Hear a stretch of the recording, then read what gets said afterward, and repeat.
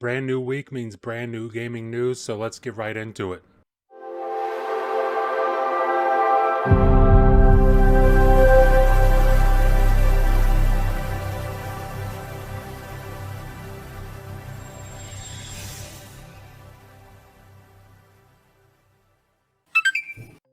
And up first, I think it's kind of important to start the video off with some good news, some positive news, and we got to look at a brand new trailer for Redfall, which is pretty dope because I'm very excited for this.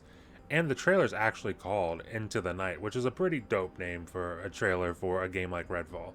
The trailer showed a sneak peek of some new enemy types that I don't believe we've seen yet in any of the trailers, and it showed some more gameplay. I mean, I don't know about your guys' excitement level for Redfall, but it's one of my most anticipated games from Xbox's first party. And I believe to this point they've shown about 3 trailers. They had that official announcement trailer, then they showed one about 3 months ago after the gameplay reveal, and then they showed this one.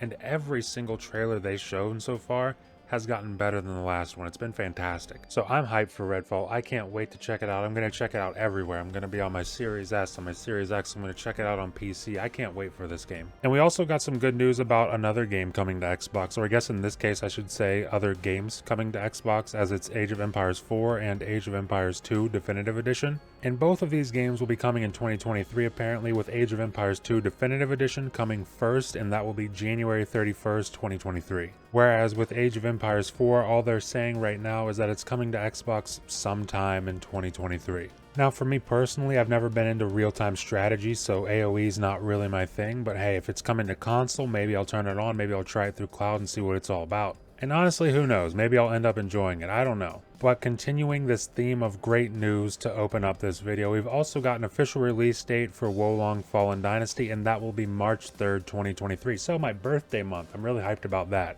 And I can't wait for this game because me and my buddy Ham Solo played it in co-op, or we played the demo in co-op and ran through it. This game is so much fun in co-op. I can't wait to play this. And of course, it's coming to pretty much all the consoles. You've got Series X and S, Xbox One, PS5, PS4, and it's going to be on PC as well. And it launches day one in Game Pass, so definitely check it out if you're into Souls-like games. Also, speaking of Long Fallen Dynasty, it's also worth noting that PS Plus Essential lineup for November features Neo 2, which is actually made by the same developer as Long Fallen Dynasty. It's Team Ninja. So it's worth mentioning, if you're a member of PS Plus Essential, hop in, pick up those games. You also got Lego Harry Potter Collection and a game called Heavenly Bodies. Looks pretty interesting. And now there's definitely a lot more good news, but I want to mix it up a little bit. I want to get into some of the bad news so that we can end the video on the good news, so we can get out of here on a good note. And up first on the list of bad news, I think we're going to start it off light, and that is with Modern Warfare 2's physical disc only having 70 megabytes of data.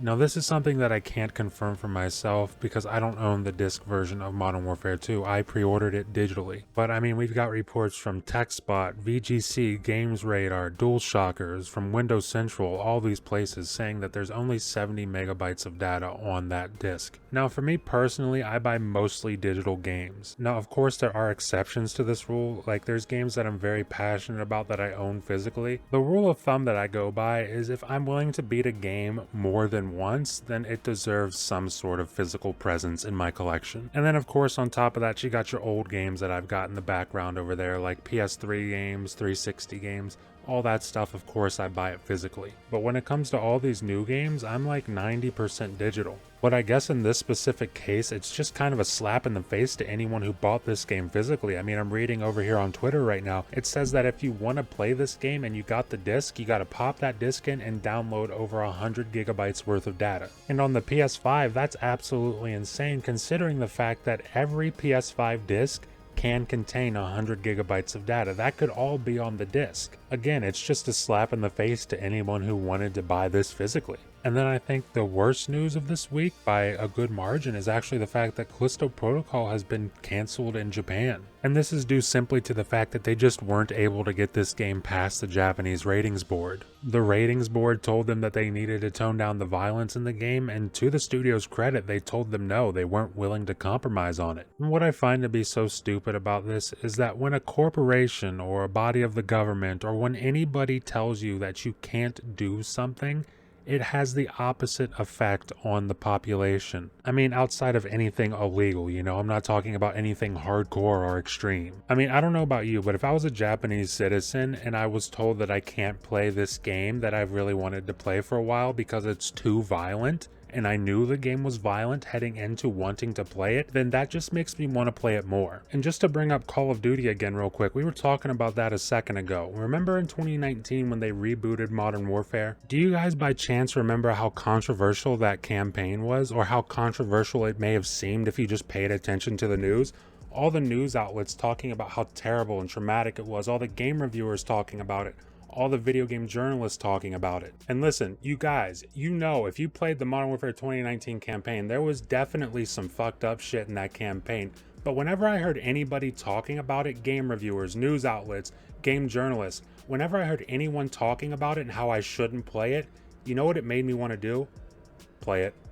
Made me want to play it, made me want to see for myself. And really, if we're being honest, at the end of the day, this isn't going to stop anyone who's really interested in this game from playing it in Japan. It's not going to stop it. It's just going to make it a little bit more difficult to get it, but they're still going to play it. So really, for me personally, I just find this whole censoring thing, especially when it pertains to stuff like this in particular, to just be kind of a nuisance. It's just a little bit of a hurdle for people. And ultimately, it's going to have the exact opposite effect that the Japanese ratings board wants it to have. And well, now it's time to get back on track with some good news. And we were talking about Call of Duty, and well, Call of Duty Modern Warfare 2 has officially launched. And listen, I'm seeing all sorts of reviews. People are saying it's terrible. People are saying it's amazing. For me, I absolutely love it. One of my favorite things about this game is that it tones down the run and gun. It tones down the guns blazing nature that Call of Duty has kind of been known for, which I can see why some people might have a problem with. But for me personally, I like the fact that they peeled that back a little bit and it's more tactical, it's more intense, it's more focused. I mean, I just played a part in that campaign last night where you can go and ask my buddy Ham Solo.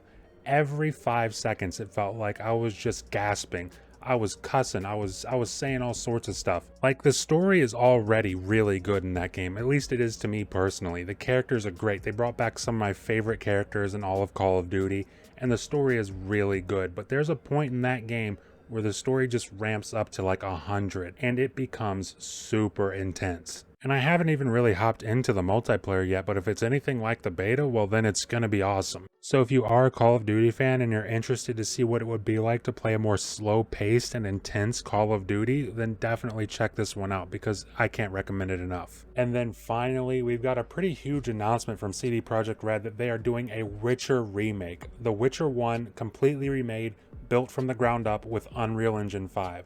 That is going to be fantastic. And this is fantastic because I haven't really played Witcher 1. I don't know what to expect, but I've seen people talk about it. I've seen people talk about the gameplay and how it hasn't really aged that well. But I still see people saying that all the elements that you expect from a CD Projekt Red game are still there. The fantastic characters, the fantastic story, the fantastic world. I feel like it's all still there.